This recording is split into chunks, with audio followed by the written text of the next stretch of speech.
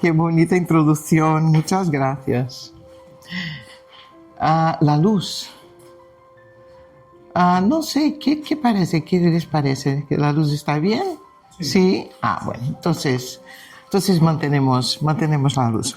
Bueno, gente, bienvenidos más una vez, bienvenidos a nuestra charla mensual en SEA. Bueno, hoy tenemos un tema que se llama historias que hablan al alma. Y ahí podríamos preguntar, ¿por qué historias que hablan al alma? Y no hablan, al cerebro, a la inteligencia, al intelecto. ¿Por qué al alma? Que también se podría decir que hablan al corazón. Porque les voy a contar. Los espíritus nos dicen que el mundo espiritual es muy vasto. Muy vasto. Así como nuestro planeta tiene lugares distintos, tiene ciudades. Y cuando decimos salimos de la vida física y vamos a la vida espiritual, podemos preguntarnos, bueno, ¿y la vida espiritual exactamente dónde? Y dicen los espíritus, lo que va a determinar para dónde vamos son nuestros sentimientos. Es lo que irradiamos desde el corazón. No es la cantidad de información que tenemos, ni intelecto, ni inteligencia. Porque hay mucha gente con mucha inteligencia y no vibra elevadamente en su corazón. ¿Y qué hacen con toda esta inteligencia? Guerras, destrucciones, ¿no? Entonces, es lo que se irradia del corazón. Por eso, historias que hablan al alma. Historias que hablan al corazón. Porque nuestro objetivo hoy tocar las cuerdas de nuestra sensibilidad. Muy bien. Entonces, este tema nos sugirió un compañero aquí de SEA que me escucha, a veces me oye hablar y contar unas historias. Y entonces propuso, Cristina, ¿por qué no llevamos unas historias a una charla? Yo digo, bien, vamos a intentar, pero digo a ustedes que es un tremendo reto, porque contar historias es una cosa difícil, no es fácil. Y además en una lengua, en un idioma que no conoces bien, que no dominas, que no conoces, es todavía un reto más grande. Entonces, gracias.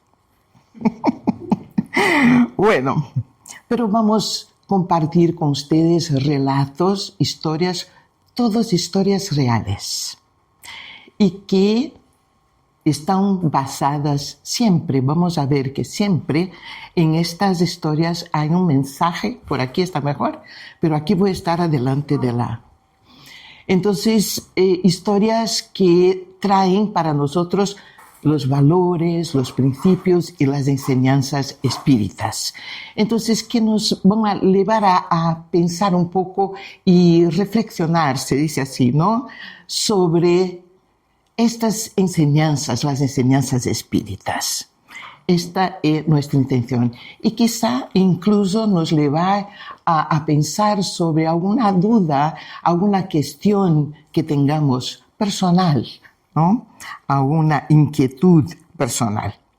Bueno, contar historias hoy es algo muy moderno. No sé si ya escucharon hablar ustedes sobre el storytelling. Storytelling se habla en inglés, es la forma de contar historias. Entonces hoy, en el mundo de los negocios y en el mundo corporativo, es algo que se utiliza muchísimo. Porque si uno quiere vender una idea, vender un proyecto a un cliente, a alguien, va a desarrollar la técnica de contar una historia. Porque no se dice solamente, no, mi producto es muy bueno. No, esto ya no se usa. Se cuenta una historia y a través de esta historia te dejo un mensaje. Y a través de esta historia vas a recordar mi mensaje con mucha más claridad, por mucho más tiempo. Entonces, contar historias y desarrollar estas técnicas es algo muy moderno. Yo digo a ustedes, no tengo técnica, no soy storytelling, no sé contar historias. Voy a hacerlo de mi corazón, de la forma que conozco. Pero en la historia de la humanidad ha habido una persona que ha sido un experto, un maestro en contar historias, en pasar mensajes a través de historias. Y la gente que lo oía no olvidaba estas historias. ¿Quién era? Jesús. Hace 2000 años, este pedagogo excepcional ya conocía esta técnica, pasar mensajes a través de historias. Y nos dejó historias bellísimas. El hijo pródigo, el buen samaritano, después el sembrador. Hay muchas historias, ¿no?, que nos dejó. Y entonces vamos a pedir a Él y a la espiritualidad que nos pueda inspirar en nuestras historias de hoy. Bueno, yo dividí las historias en 2 bloques. El primero se llama Consejos de Abuela. Y el segundo bloque tengo que leer: basta a cada día su propio mal. Una frase de Jesús. Entonces son 2 bloques de historias. Empezamos entonces con Consejos de Abuela o Consejos de la Abuela. Cuando mi abuela María falleció, yo tenía 15 años. Bueno, si lloro, ustedes no miran, a fingir que no lo ven. Tenía yo 15 años y fue realmente la primera vez, mi primer encuentro con la muerte de verdad, con la separación, con el duelo, con el dolor de perder a alguien que se ama mucho. Y mi abuela era muy dulce, era una persona muy cariñosa, una matrona, muy cariñosa. Siempre estaba ahí a proteger los nietos, especialmente a mí.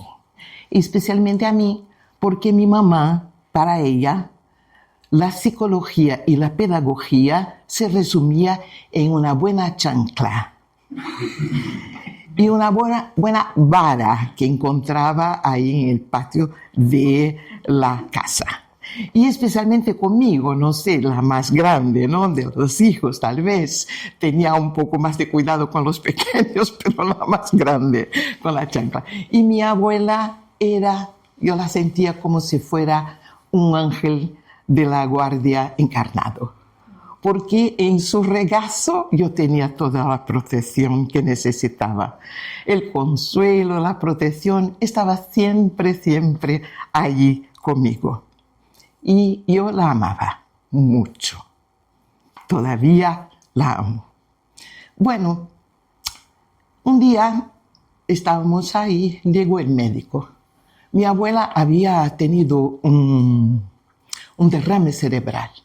Ya no hablaba, estaba en la cama, no se movía. Y un día llegó el médico en una hora un poco rara, no era una hora de costumbre.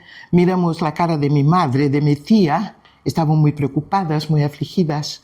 Y el médico miró, la examinó y dijo: no hay nada más que hacer. Ya estaba en coma. Y al día siguiente se fue. Y desde ahí uno empieza a preguntarse, ¿no? Se fue y la perdí. La separación, la perdí. ¿A dónde ha ido? ¿Dónde está? ¿Volveremos a vernos algún día? ¿Y qué hacemos del amor que cultivamos durante tantos años? ¿Qué hacemos ahora? Yo pienso que son las preguntas que muchos de nosotros hacemos, ¿no? ¿Qué vamos a hacer? Hay este hueco, este vacío, este dolor. Muy bien. Los años se pasaron. Yo ya estaba en Oslo, en Noruega. Estaba adulta, casada, ahí en otro país, espiritista ya era. Y como hacía en mi rutina todos los días, me sentaba en una pequeña alfombra que tenía al lado de la cama para hacer mis oraciones, mis meditaciones. Y en este día estaba muy triste, muy frustrada. Me recuerdo que miraba así por la ventana y era un día de invierno y vi ahí la nieve que caía. La nieve es lindo a verlo, silenciosa, suave, caía ahí afuera la nieve. Yo tomé una manta, me abrigué en la manta, pero estaba firmemente decidida a, ¿cómo se dice?, quejarme a Dios, quejarme a Jesús, porque al final estaba viviendo en un país nuevo, no conocía la lengua, no entendía la sociedad, no conocía los principios, los valores, los códigos de la sociedad. Y la sociedad tampoco me entendía. Tampoco comprendía que yo venía de otra sociedad, de otra cultura muy distinta. Entonces, para mí, era como vivir en una habitación totalmente a las oscuras. Era como caminar ahí y tropezar en cosas que yo no sabía que era y lastimarme todo el tiempo. Y entonces me senté con este propósito. Ya estoy cansada. No sé qué hago. Quiero quejarme. Y empecé a cerrar los ojos. Y ahí pasó algo emocionante. Algo que me emocionó mucho, me tocó el alma para siempre. Porque cuando cerré los ojos, escuché la voz de mi abuela. Era la primera vez que la escuchaba, después de tantos años. Y ahí me dice: hija mía, todos los días te sientas aquí y pides a Jesús para tener más paciencia, para tener más coraje, para enfrentar o superar los retos que tienes en este momento en tu vida. Y Jesús te escuchó, te envió maestros. ¿Cómo quieres desarrollar la paciencia, la fuerza, el coraje, si tuvieras a tu alrededor solamente personas que te trataron muy bien, que estuvieran siempre de acuerdo contigo, muy gentiles, muy educados, muy bonitos? No, no es así. Aprovecha, son todos tus maestros. Bueno, yo entendí el mensaje de mi abuela, pero lo que más sentí en mi corazón fue la certeza de que no había partido, no se había ido. Estaba a mi lado, siempre había estado, me cuidaba, todavía me cuidaba, estaba ahí, como lo hacía cuando yo era pequeña. Vivía, no estaba muerta. Yo era espírita, ya lo sabía, pero es distinto cuando se escucha claramente esta voz. Bueno, la segunda vez que escuché su voz fue en la primavera de 1992. Yo había recibido una invitación de María Aparecida Bergman de Estocolmo.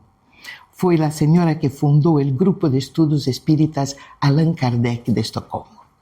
Esa niña, como la conocíamos, me envió una invitación para ir a Estocolmo para escuchar a Divaldo Pereira Franco, el gran médium orador baiano que venía a Suecia por primera vez. Y yo, qué bueno, porque ella me decía: Cristina, venga, y te vas a quedar con nosotros. Digo, qué bueno, estaba feliz, estaba contenta. Y entonces, en esta alegría, de repente se transformó en tristeza. Y se transformó en tristeza porque descubrí que no tenía los recursos económicos, no tenía dinero suficiente para comprar los boletos de ida y vuelta a Estocolmo.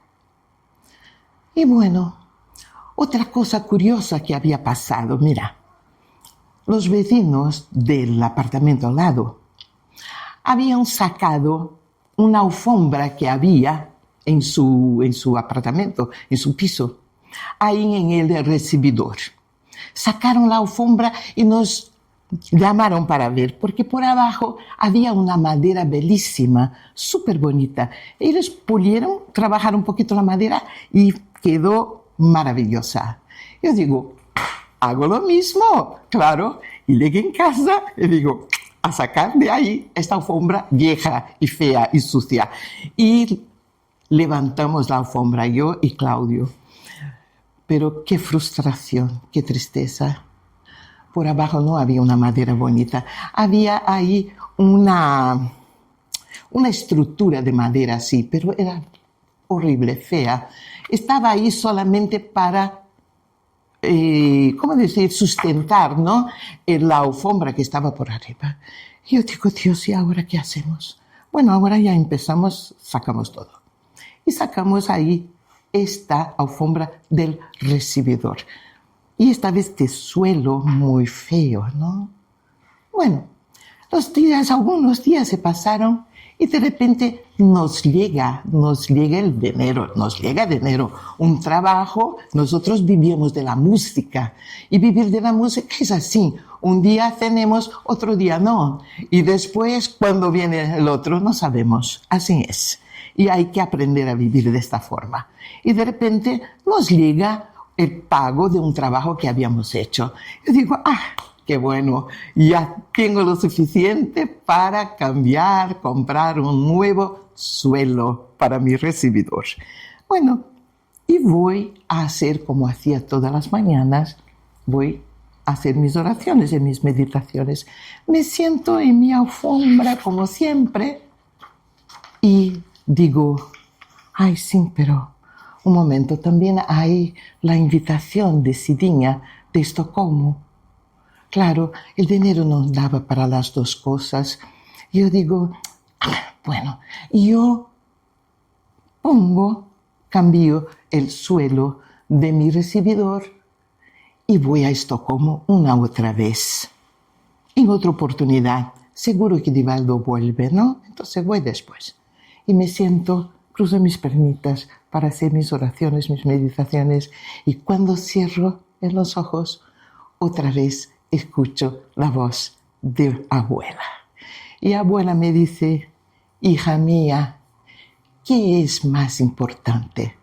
¿El suelo de tu recibidor o el suelo de tu alma? Fue un choque. Yo me levanté inmediatamente, María. Tomé el dinero y corrí a la estación de tren y compré los boletos de ida y vuelta a Estocolmo. Fui a Estocolmo, conocí a Divaldo, conocí a Cidinha porque nosotras no nos conocíamos personalmente. Escuché una conferencia maravillosa y antes de volver a Oslo, Divaldo me llamó y me dice, Cris, por favor, ven aquí.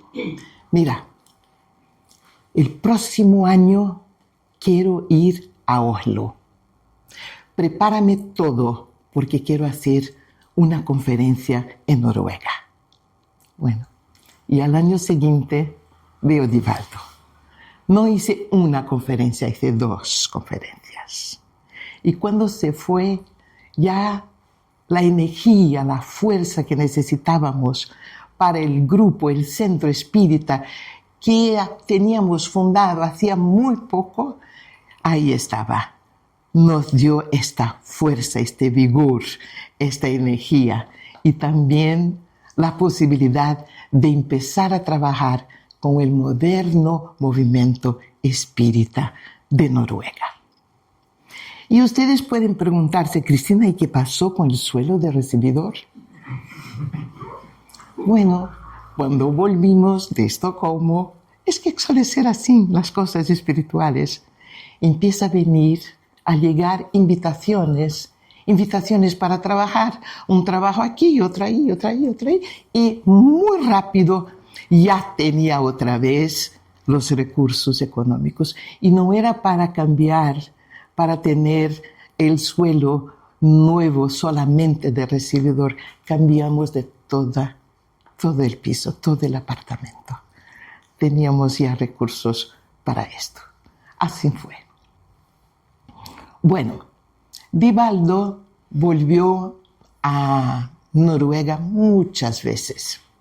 No sé, 10, 11 veces. Y cada vez que iba era una alegría, claro, una alegría para nosotros. Y me recuerdo una de las veces,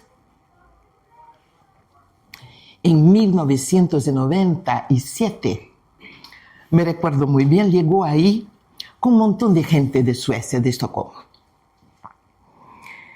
Y venía esta familia de Estocolmo e iba a quedar en nuestra casa, en este apartamento que era pequeño, un apartamento de 2 habitaciones.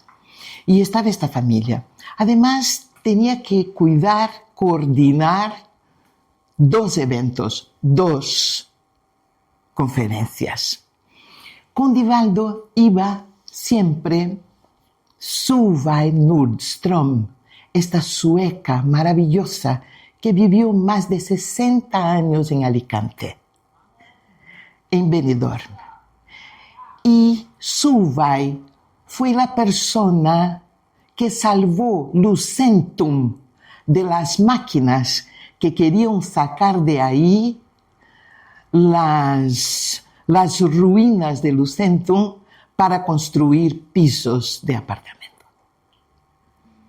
Se tiró de frente de las máquinas y las paró. Bueno, desencarnó en 2022, cuando llegamos aquí. Y Solveig iba con Divaldo para traducir al sueco, traducir al noruego. Era vegetariana y también tenía una dieta restricta. Entonces que yo, además de todo esto, con la ayuda de Claudio, pero siempre, ustedes me conocen, ¿no? Ahí, haciendo la comida además para todos.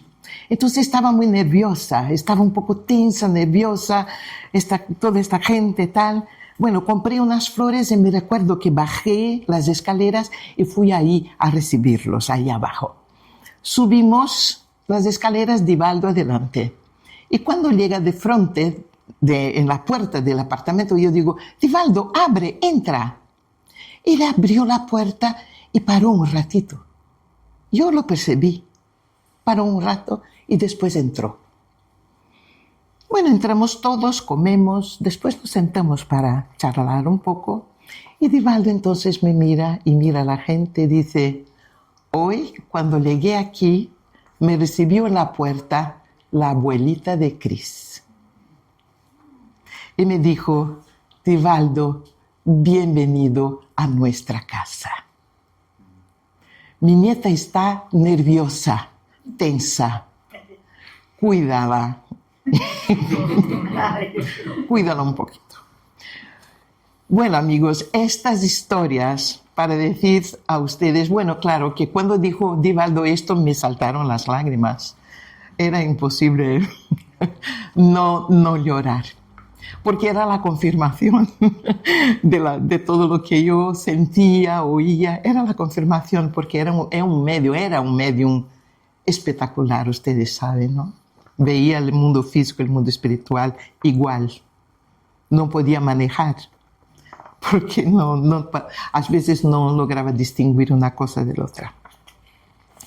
Pero esto para decir a ustedes que cuando perdemos a alguien, cuántas preguntas, ¿no? Cuando se va alguien que amamos, cuántas preguntas, cuánto dolor, cuánta incertidumbre, cuánta añoranza. Y pensamos que están perdidos, que se van, que están perdidos para siempre.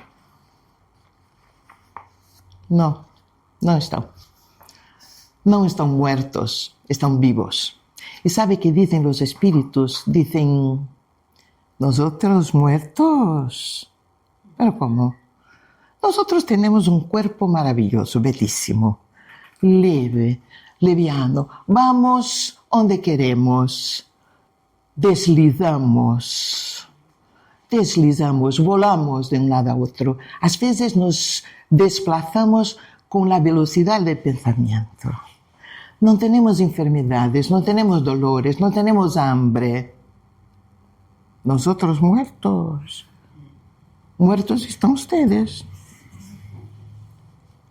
Porque están en un cuerpo pesado que tiene enfermedades, dolores, tienen hambre, se arrastran, dicen ellos por el suelo del planeta. Y en este cuerpo limitado, 5 sentidos para percibir la vida. No. Nosotros muertos no. Ustedes. Entonces, vivimos. El espiritismo nos enseña y ya sabemos, somos seres inmortales. Estamos vivos, estamos todos vivos. Y un día estaremos nosotros otra vez reunidos en el mundo espiritual, haciendo nuestras evaluaciones, pensando en una nueva encarnación, haciendo planes para volver, para progresar, para caminar juntos otra vez. Y los lazos de amor. El amor no se rompe, estos lazos jamás. Los llevamos por toda la eternidad. Y nuestros seres queridos, entonces, con nosotros, nos esperan para que sigamos juntos a camino de la luz, de la verdadera luz y de la verdadera felicidad. Bueno, estas fueron las historias de la abuela. Ahora vamos a un bloque que, como dijo, llamé de basta cada día su propio mal. Bueno, vivimos hoy ya, esto es un lugar común decir esto, ¿no? Vivimos en una pandemia silenciosa. ¿Concordan ustedes? Es una pandemia silenciosa, ¿sabe de qué?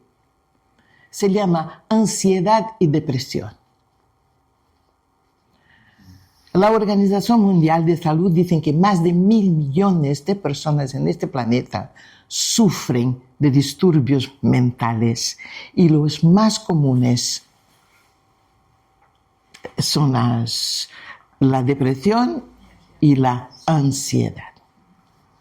Y no es raro, ¿no? Porque nos preocupamos, no es nada raro, porque nos preocupamos mucho. Están ahí las guerras, están las crisis financiera, crisis económica, crisis política, crisis de todo tipo. Tenemos que estar ahí en este WhatsApp, por lo menos en WhatsApp, siempre ligados, siempre ahí. Tenemos que estar en comunicación todo el tiempo. Hay tantas cosas, ¿no? Tanta incertidumbre, tantas cosas que nos llevan a tener muchas preocupaciones. Pero es interesante porque Jesús, que ya sabía de todo esto, nos dice en su Evangelio de Juan: no se turbe vuestro corazón, creed en Dios y creed también en mí.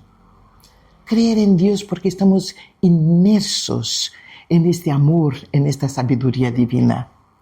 Son las mismas leyes perfectas que comanda el universo o los universos, porque hablamos también de universos paralelos.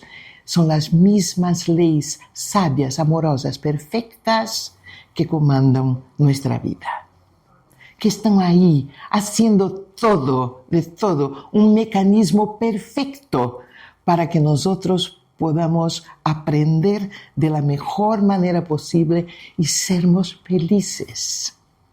Pero nos decía Divaldo, no estamos preparados para ser felices. La sociedad no nos enseña. Es muy interesante, decía esto. Seguramente, él le repetía seguramente las cosas que Juana decía a él muchas veces, ¿no? Y transmitía a nosotros. Bueno, y Jesús nos invita entonces a decir, bueno, es natural que uno pueda preocuparse, pero no pasar del límite. no pasar del límite, porque si nos pasamos esta preocupación del límite de lo razonable, de lo soportable, vamos a enfermarnos física y mentalmente. Entonces Jesús nos decía, nos invitaba a no caer en la desesperación. Y decía, en verdad os digo que si tuvierais fe como un grano de mostaza, le diríais a aquel monte, trasládate desde ahí hasta aquí, y se trasladaría. ¿Qué son los montes? Son las preocupaciones, los problemas, los retos, los desafíos. Son estos los montes. A veces la gente piensa ay, pero ¿cómo voy a trasladar ahí el monte de Santa Bárbara a otro lado? Ay, el monte está ahí, no va a salir de ahí, porque estaríamos derogando las leyes de la física, las propias leyes divinas. No son montes, los montes que nosotros miramos, ¿cómo se dice? Vemos en nuestra vida los montes de los problemas, de los desafíos, que a veces los miramos y dicen, no logro ultrapasarlo. No logro subir y bajar y ir adelante. No logro. Son estos montes que Jesús nos invitaba a sacar de ahí a partir de la fe, una fe tan pequeña como un grano de mostaza. Y dijo más, nada os sería imposible. Nada os sería imposible, dijo Jesús, si tuviéramos esta fe, esta creencia. Entonces la pregunta es, ¿tenemos coraje, el coraje de creer de verdad? A veces no tenemos. No tenemos este coraje de creer, incluso de creer que la ayuda, antes de pedir ayuda, la ayuda ya está ahí, ya está camino, muchas veces. Antes de que nosotros nos demos cuenta de que, necesito de ayuda, ya está ahí. Pero tenemos el coraje realmente de creer en esto. Muy poco.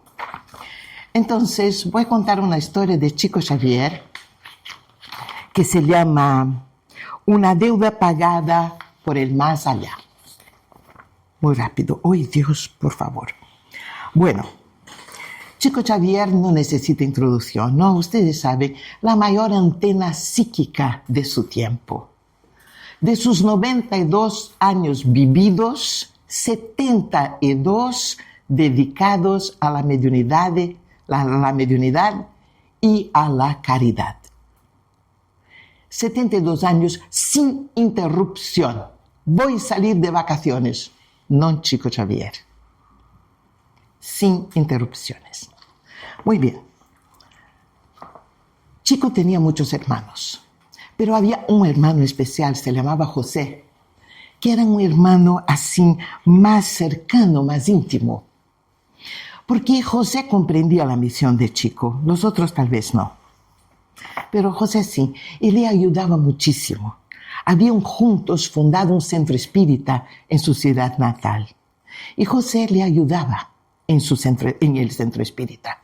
Cuidaba de la gente, recibía a la gente, cuidaba, organizaba, etc. Un día se enfermó. Se enfermó y falleció. Desencarnó. Y Chico se sintió en una soledad enorme. Y su hermano José, además de irse y dejarlo ahí solo en el centro espírita, le dejó sobre su responsabilidad su pequeña familia, su señora y un hijo. El hijo tenía parálisis cerebral. Y su señora tenía serios trastornos mentales. Y Chico trabajaba. Chico era un humilde funcionario del ayuntamiento. Trabajó toda su vida porque jamás recibió un único euro, voy a usar euro, un único real, lo que sea, personalmente de su mediunidad. Podía haber vivido como un billonario porque fue el escritor uno de los que más vendieron en la historia. Tal vez el que más vendió en la historia. Porque nos dejó, hoy sabemos, más de 500 libros psicografiados. Entonces, cuando se fue José, estaba ahí muy preocupado. ¿Qué voy a hacer? Porque además había una otra cosa. Mira, cuando se fue José, no había tenido tiempo de pagar la factura de la luz. No era mucho, pero Chico era muy humilde. Vivió humilde, pobre, toda su vida. Y estaba ahí, adelante de su casita, sentadito ahí un día, muy preocupado, sin saber qué voy a hacer. Y en este momento viene Emmanuel, le aparece y dice, Chico, su mentor espiritual, y dice, Chico, ¿dónde está la fe, la confianza en Dios? Confía y espera. Bueno, Chico se sintió un poco más consuelo, ¿no? Consolado. Muy bien, las horas se pasaron y un determinado momento llamó a la puerta. Chico va ahí, abre la puerta y es un señor mayor. Y lo mira y dice, ¿usted es don Chico Xavier? Y Chico dice, sí, señor, a su servicio, para servirle. Y el hombre dice, escuché hablar que su hermano José falleció.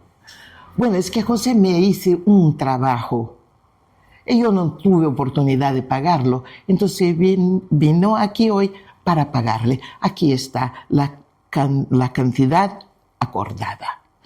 Y da a Chico un sobre. Ay, Chico agradece, se va el hombre, entra, va a su cocina, sienta ahí en una silla con el sobre en las manos, un poco ansioso. Abre el sobre y ahí estaba la cantidad exacta para pagar la factura de la luz. Claro. Bueno, ahí está él. Bueno, y vamos a terminar con la gran dama del espiritismo en España, en el mundo. ¿Cómo se llama? Amalia Domingo Soler. Yo estoy absolutamente fascinada por esta señora y por su historia de vida, que yo no conocía. Por lo menos no conocía los detalles que pasé a conocer. Y voy a contarles muy resumidamente, muy resumido. Bueno, Amalia Domínguez nació el 10 de noviembre de 1835 en Sevilla, en un hogar muy humilde. No conoció a su padre porque su padre dejó su mamá sola mientras estaba embarazada. Entonces, cuando nació Amalia, su papá ya había ido. Se fue a un lado y no lo conoció. Amalia nació perfecta, era una niña perfecta, pero a los 8 días de nacida se quedó ciega. Y su mamá, totalmente desesperada, fue a buscar ayuda en todos los lugares. Y encontró un farmacéutico muy humilde, anónimo, que le restituye, que le trata, le hace exacto, y le restituye parcialmente la visión a Amalia. Bueno, eran almas que se querían muchísimo, Amalia y su mamá. Entonces la mamá a los 2 años de edad empieza a enseñar a Amalia a leer. Entonces que cuando tenía 5 años de edad ya sabía leer totalmente, perfectamente. Llega a la adolescencia y muestra un talento enorme para la poesía y las letras. Poesía y letras. Empieza a escribir también junto con su mamá. Y a los 25 años la tragedia toca su vida. Porque su mamá fallece, se va deja a Amalia sola y no solamente muy pobre, en extrema pobreza, porque lo que tenía la familia de recursos se gastó con los tratamientos de la mamá, porque había sido una enfermedad muy larga. Bueno, Amalia en este momento recibe algunas sugerencias de la familia y otros amigos, ¿no? Y dice, bueno, puedes casarse, puedes tener un casamiento por conveniencia. O entonces puedes ir a un convento. Bueno, eran las posibilidades que tenía una mujer en su situación en este momento. Y Amalia dijo no, ni una cosa ni otra. Y se fue a Madrid. Y en Madrid empieza a trabajar. Y empieza a trabajar como costurera. Día y noche, hasta que empieza a sentir otra vez la vista. Porque recuerda, veía, pero parcialmente, no veía de todo. Entonces fue al médico y el médico le dice, mira, tienes que parar de trabajar, porque si continúas a trabajar vas a quedarte totalmente ciega. Parar. Y Amalia, al parar de trabajar, no tenía más recursos.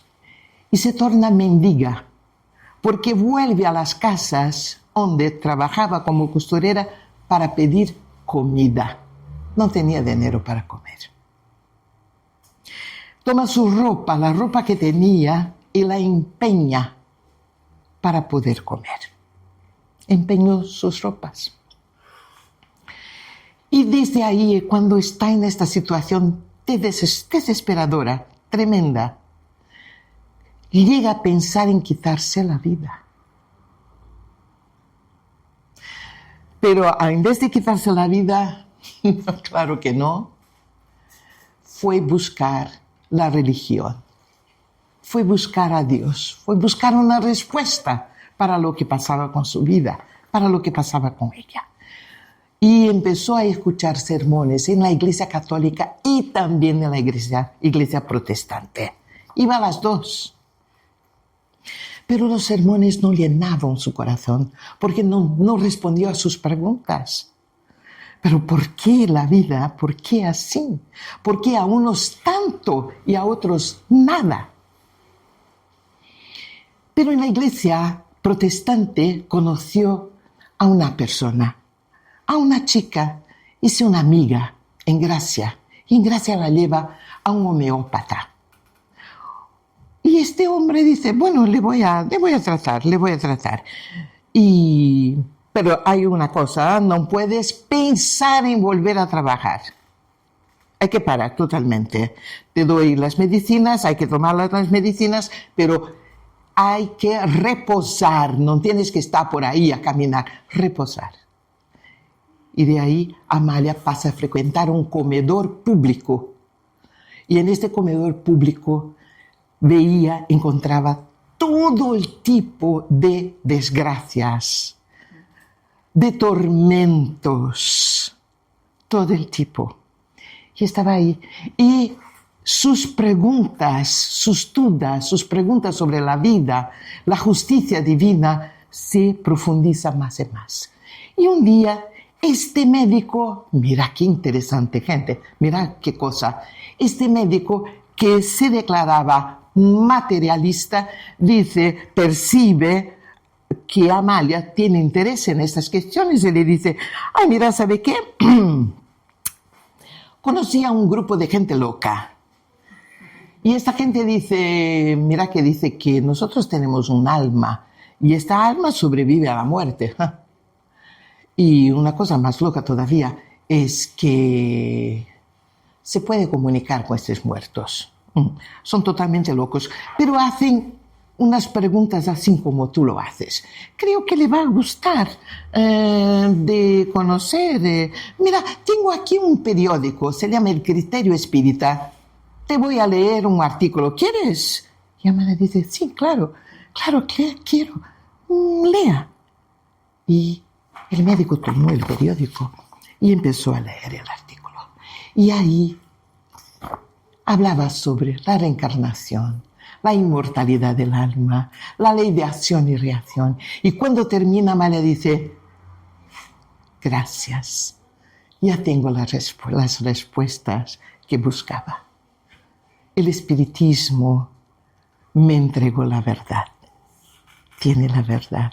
Y este es el título del primer artículo espírita que escribe después. Bueno, a partir de este momento se cambia su vida. Empieza a estudiar el espiritismo, a leer, a reflexionar, a buscar más y más. Y un día está en casa, en sus oraciones, en sus meditaciones, y siente un dolor en la cabeza. Un dolor y un frío. Y tiene estas ganas de mirarse al espejo. Va al espejo y ve que sus ojos están totalmente abiertos, como jamás habían estado en su vida. Y ella entonces escucha voces que le dicen, luz, luz. Y ella entonces en voz alta dice, llegó la hora de mi libertación, esta es mi libertación. Y dicen las voces, sí, Amalia, sí. Y en este momento está totalmente curada de su ceguera. Empieza a ver, le vuelve la visión, empieza a ver con total claridad. A partir de ahí, su vida cambia totalmente. Empieza a trabajar, a escribir poesías, a escribir cuentos, artículos espíritas que empiezan a ser publicados en los periódicos espíritas, incluso aquí de Alicante, porque había uno llamado La Revelación, aquí en Alicante, que empieza a publicar sus artículos, sus poesías. Amalia vivió trabajando en estos artículos, en esta poesía, en la divulgación de este mensaje, hasta que falleció a los 73 años, en el día 29 de abril de 1909, en Barcelona. Y esta mujer nos dejó no solamente una obra monumental, pero nos dejó un ejemplo de valentía, de coraje, de resiliencia, de fe, de confianza. Fue hasta el final. Superó cosas que nosotros no tenemos idea de lo que sea. Y ahí está, no podíamos hoy en nuestras historias olvidar a Amalia Domingo Soler. Bueno, mis amigos, estas han sido mis pequeñas historias para ustedes, pero quería terminar con una poesía que tal vez pueda resumir lo que decimos aquí hoy. Y este poema de cierre dice así: la vida no nos pide ser perfectos, nos pide sentir, aprender y compartir.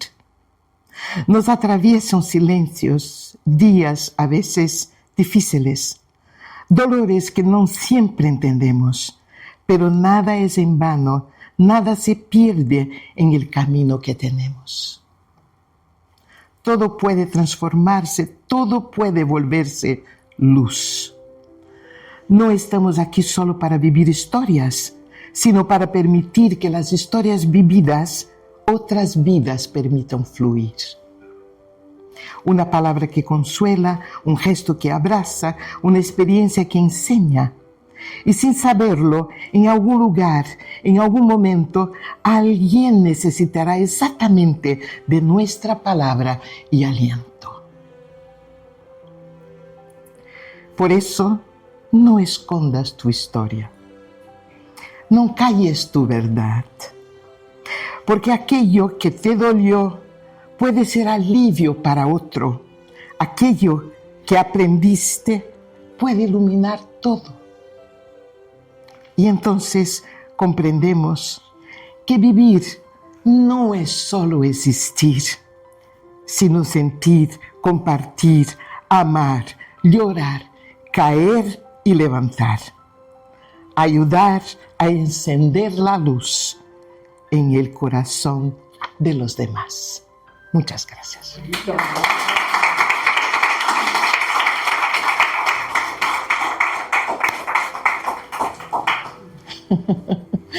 Ahí están las historias. La autoría del poema. Ah, bueno. Yo lo escribí y después pasé ahí para traducir al español, porque escribir en español sería imposible.